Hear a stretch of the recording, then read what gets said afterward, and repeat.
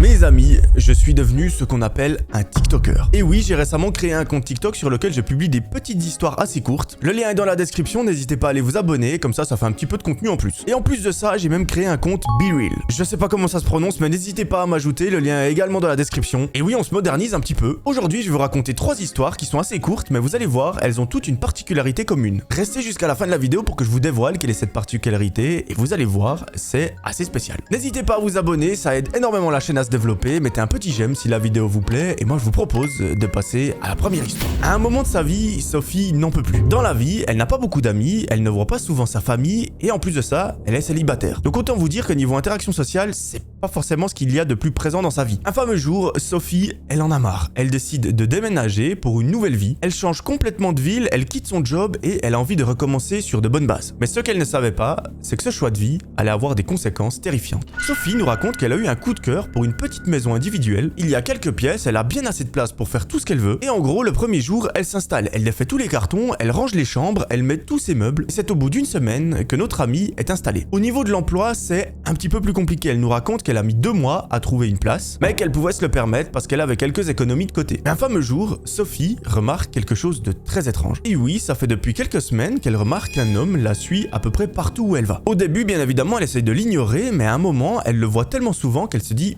c'est pas une coïncidence. Parce que oui, ce gars qui la suit, il est de plus en plus présent et insistant. Carrément, chaque fois qu'elle le voit, il est en train de la fixer droit dans les yeux. On dirait qu'il a aucune âme, pas de sentiments et c'est un petit peu bizarre. Sophie commence vraiment à se poser des questions quand elle remarque que ce gars la suit carrément en dehors du travail lorsqu'elle rentre chez elle. Et surtout, il est partout dans les lieux qu'elle fréquente. Quand elle est chez elle et qu'elle regarde un film tranquillement devant la télévision, elle nous raconte qu'elle sent aussi une présence, comme si un regard était posé sur elle et elle est sûre et certaine que c'est ce mec qui l'observe par une des fenêtres. Bon, Sophie elle nous raconte qu'elle est pas du tout à l'aise, ça fait beaucoup pour elle, et elle décide de changer son emploi du temps pour l'éviter le plus possible. Mais malheureusement, même cette technique, ça fonctionne pas. Le mec, partout où elle va, il est là. Là, elle arrive à un point où elle ne sait juste pas quoi faire parce qu'elle est surveillée, traquée, suivie, elle est pas libre, et surtout, elle ne sait pas qui est ce mec. L'histoire prend une autre tournure lorsqu'un fameux jour, Sophie est chez elle et elle va relever le courrier. Elle ouvre une enveloppe et à l'intérieur de celle-ci, elle voit une lettre qui est assez cartonnée et en la dépliant, elle voit qu'il y a des photos qui sont collées. Très vite,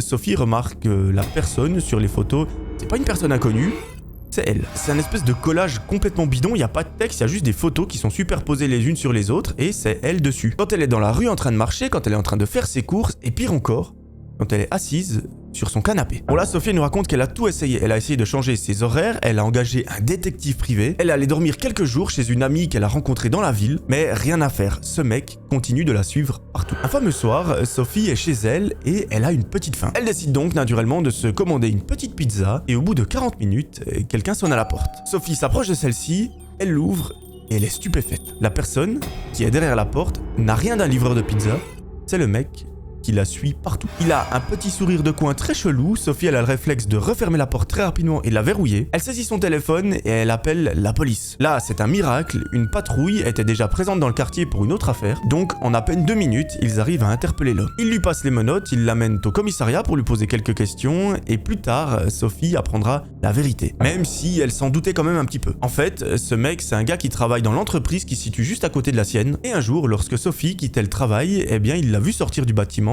et il a eu une obsession pour elle. À partir de là, il a commencé à la suivre absolument partout où elle allait, jusqu'à même la suivre chez elle, et l'obsession devenait tellement grande qu'il a commencé à prendre des photos d'elle dans toutes les situations. C'est donc bien évidemment lui l'auteur de la lettre où il a collé ses images et c'est juste hyper chelou. Sophie nous raconte qu'elle a quand même contacté une professionnelle pour se remettre sur pied. Elle a fait quelques séances avec une psychologue parce qu'elle ne pouvait pas imaginer le fait de marcher dans la rue et d'être suivie. Et aujourd'hui elle nous raconte que tout va bien dans sa vie, cette histoire c'est du passé et on est super heureux. La deuxième histoire, vous allez voir, elle est assez particulière et assez différente des deux autres. Je vous laisse vous faire votre propre avis, mais ça va peut-être vous donner une indication sur la particularité de ces histoires. Mais avant ça, n'hésitez pas à vous abonner, à liker la vidéo si elle vous plaît, ça m'aide énormément à développer la chaîne. Parce que oui, je sais qu'il y a 60% de vous qui regardez les vidéos qui ne sont pas abonnés, et ça, c'est vraiment dommage. Il était une fois, dans une petite ville isolée, 3 amis qui habitaient dans la même maison. Bon, je suis pas en train de vous raconter un conte de fées, on va la raconter normalement. Ces amies, elles nous racontent qu'elles se connaissent depuis très longtemps. Et en plus de ça, elles ont déménagé il n'y a pas si longtemps que ça. Elles habitent aujourd'hui dans une grande maison qui est très ancienne, mais malheureusement, tout ne se passe pas comme prévu. Oui, elles nous racontent qu'elles ont fait beaucoup de recherches avant de venir s'installer dans cette petite ville, parce qu'en fait, celle-ci est connue pour avoir abrité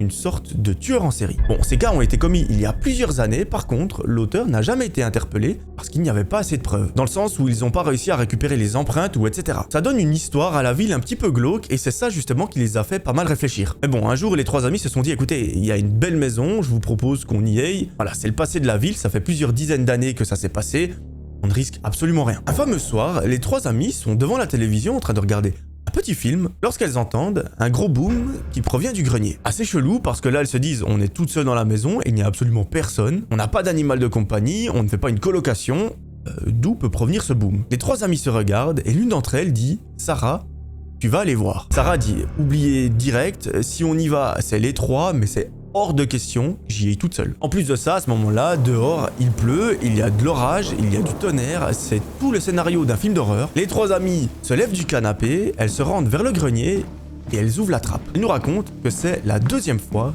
qu'elles vont dans ce grenier. La première fois, c'était lors de l'état des lieux lorsqu'elles ont emménagé dans la maison, mais là, à peine la trappe ouverte, une odeur juste abominable envahit leurs narines. L'une d'entre elles prend son téléphone, elle allume la lampe de poche et elle s'infiltre les trois dans le grenier. À un moment, une des filles remarque une très grande armoire et elle décide d'ouvrir la porte. Là, elle dit « Les filles, venez voir. En fait, cette armoire ne sert pas à stocker des choses, c'est une sorte de passage qui mène à une autre pièce. En gros, vous ouvrez la porte et il n'y a pas de fond, c'est juste un passage. » Les trois amies se regardent, elles sont complètement flippées et elles se disent bon, on va aller les trois dans cette pièce pour voir ce qui se passe. On ne l'a jamais vu de notre vie, on ne l'a pas vu pendant l'état des lieux. Je sais pas vraiment ce qu'on va y trouver. En plus de ça, cette odeur, elle est juste abominable.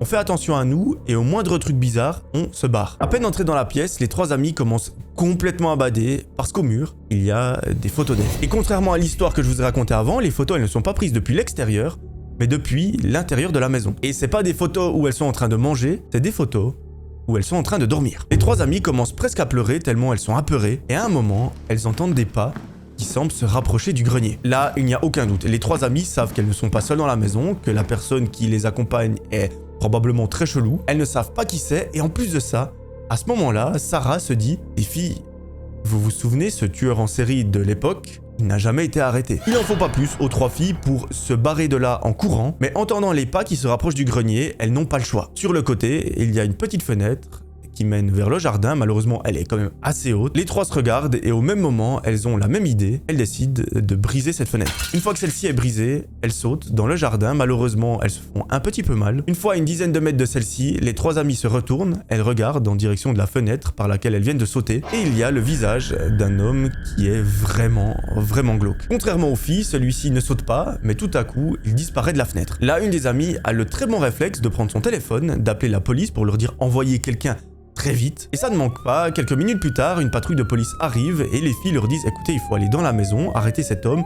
On ne sait pas qui c'est. Probablement qu'on vit avec lui depuis le début, mais s'il vous plaît, faites quelque chose. Malheureusement, le temps que la police arrive sur les lieux, l'homme a réussi à s'échapper. Les policiers décident d'appeler une équipe spécialisée pour prendre tout ce qui est empreintes, traces, etc. Et pour les trois amies, c'est hors de question de retourner dans cette maison. Elles décident d'appeler une de leurs potes qui est dans la même ville pour savoir si elle peut les héberger. Heureusement, c'est un amour. Elle décide de les héberger pendant plusieurs jours. Lorsqu'un fameux soir, Sarah reçoit un appel. C'est un des officiers en charge de l'enquête qui lui indique quelques éléments. Sarah lui avait fait part au moment des fouilles de sa crainte que ce soit l'homme qui avait commis tous ces crimes à l'époque, mais l'officier tient très vite à la rassurer. Il lui dit madame, c'est pas possible parce que probablement que la personne qu'on recherche, elle est pas si âgée, donc au niveau de la temporalité, ça ne peut pas fonctionner. Sarah et ses potes sont à peu près rassurés, mais ça ne change pas qu'il y a un mec complètement malade qui était dans cette maison pendant tout ce temps, qui les prenait en photo lorsqu'elle dormait, et la suite ça aurait été quoi? Les attaquer pendant leur sommeil, leur faire du mal, on n'en sait rien, et ça je préfère ne pas l'imaginer. Malheureusement, la police n'ont jamais pu mettre la main sur cet individu. Par contre, Sarah nous raconte qu'elle a porté plainte parce que pour elle, la propriétaire de la maison qui leur a loué, elle est dans l'histoire parce que pour Sarah,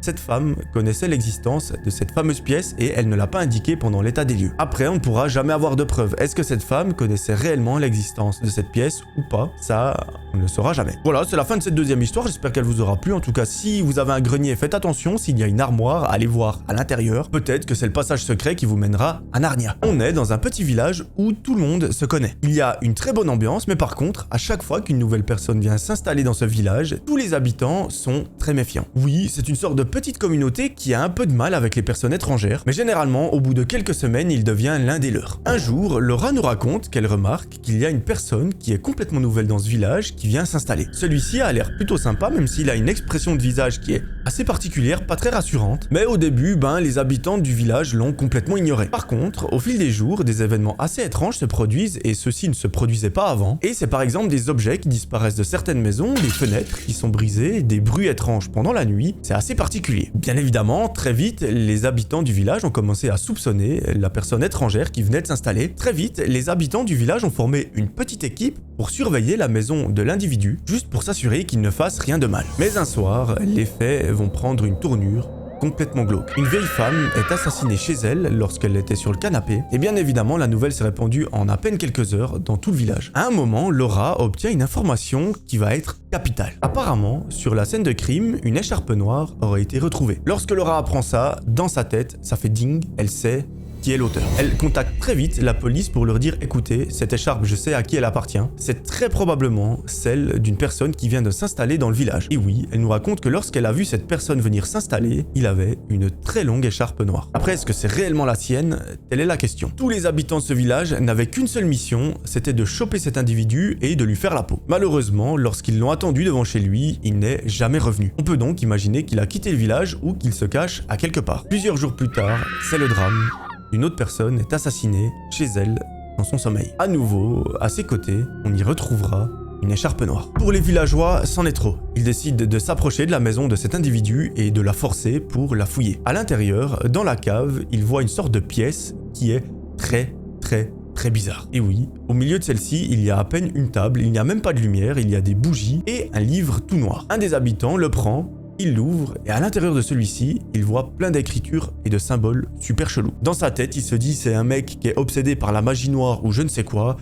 C'est super glauque. Mais à peine il attend de réaliser ce qu'il se passe, il entend un énorme bruit à l'étage. Il remonte pour voir ce que les autres habitants sont en train de faire parce que vraiment ça fait le bruit d'un éléphant. Et il remarque très vite que c'est une sorte de combat de catch qui vient de s'organiser. Il arrive à en déduire que probablement que les habitants ont réussi à attraper cet homme et qu'ils sont en train de le rouer de coups. C'est exactement ce qui est en train de se passer sous ses yeux. En fait, le mec est revenu chez lui en mode tout va bien, sauf qu'il ne savait probablement pas qu'une armée d'habitants était chez lui en train de l'attendre de pied ferme, et le pauvre à 1 contre 25 personnes, il peut pas faire grand chose. Quelques minutes plus tard, la police vient interpeller cet homme et elle l'emmène au commissariat. Là, Laura nous raconte que l'ambiance dans le village est tout de suite devenue un petit peu plus légère, parce que oui, maintenant ils peuvent vivre tranquillement en sachant que cet individu a été arrêté et probablement condamné à la prison à vie. Maintenant, mes amis, laissez-moi vous dévoiler la particularité de ces 3 histoires. Et oui, toutes les histoires de la chaîne, je les prends sur des forums ou alors c'est vos histoires que vous m'envoyez, sauf que là, c'est ni l'un ni l'autre. Et oui mes amis, ces histoires, je les ai fait générer par une intelligence artificielle, donc c'est complètement inventé, d'ailleurs les histoires sont un petit peu what the fuck, mais je trouvais ça intéressant une fois de faire une vidéo où toutes les histoires sont générées par une IA. Dites-moi vous ce que vous en pensez dans les commentaires, en tout cas moi ça m'a bien plu. Si vous voulez, on fera un deuxième épisode, en tout cas n'hésitez pas à mettre